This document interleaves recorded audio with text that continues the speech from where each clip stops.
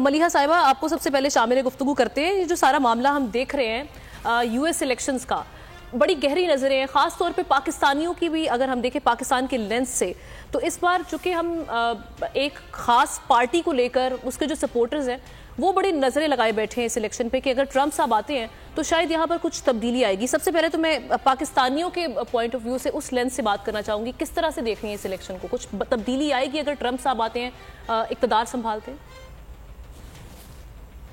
دیکھیے، اگر Trump elect ہوتے ہیں تو ظاہر ہے ان کے ڈیسک پہ پہلی چیز تو پاکستان نہیں ہوگی نا.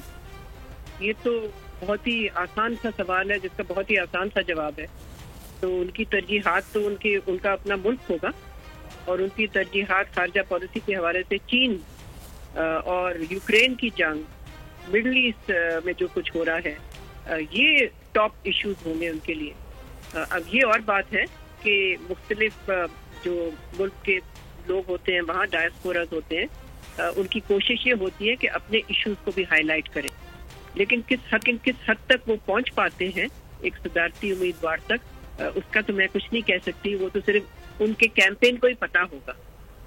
تو ملیحہ صاحب، آپ نے مڈل ایسٹ کا ذکر کیا، وہاں پر جنگ کو رکوانے کے حوالے سے وہ اسٹیٹمنٹ دے بھی چکے ہیں. انہوں نے کہا کہ اگر وہ صدر ہوتے تو یہ جنگیں چھڑتی نہیں، یوکرین وار بھی نہیں چھڑتی.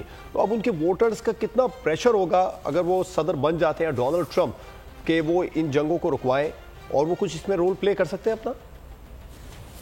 میرا نہیں خیال کہ ریپبلکن ووٹرز کی طرف سے کوئی پریشر ہوگا. اگر کوئی پریشر ہے تو وہ تو ڈیموکریٹک ووٹرز کی طرف سے ہے کہ سیز فائر ہونی چاہیے.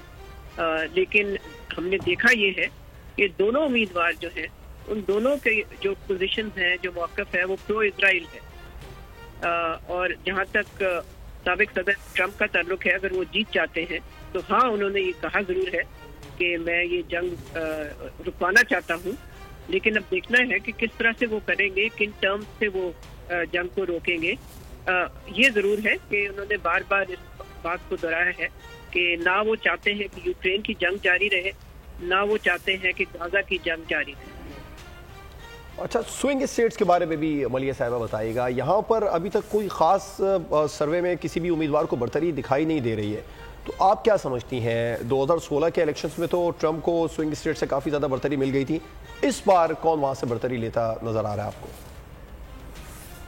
میرا خیال اگر آپ پولز دیکھیں تو اس میں تو یہ چیز سامنے آئی ہے کہ جن کو سوئنگ اسٹیٹس کہتے ہیں یا بیٹل گراؤنڈ اسٹیٹس جو ہیں، 7 اسٹیٹس ہیں، وہ 7 ریاستیں، زیادہ تر لیڈ جو ہے وہ ٹرمپ کے پاس ہے. باقی جگہ ٹائٹ ہے، ریس بہت ٹائٹ ہے، اور کچھ کہا نہیں جا سکتا.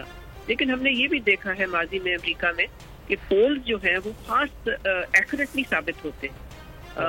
تو ہمیں بھی ذرا میرا خیال ہے محتاط رہنا چاہیے جب تک کہ الیکشن ہو نہیں جاتا.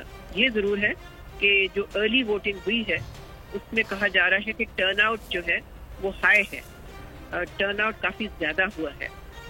اور لوگوں کا کہنا یہ ہے، بلکہ تجزیہ نگار جو امریکہ میں ہے ان کا کہنا یہ ہے کہ اس کا فائدہ ٹرمپ کو پہنچے گا، نہ کہ ہیرس کو. سبسکرائب کریں اور بیل دبائیں تاکہ کوئی خبر رہ نہ جائے.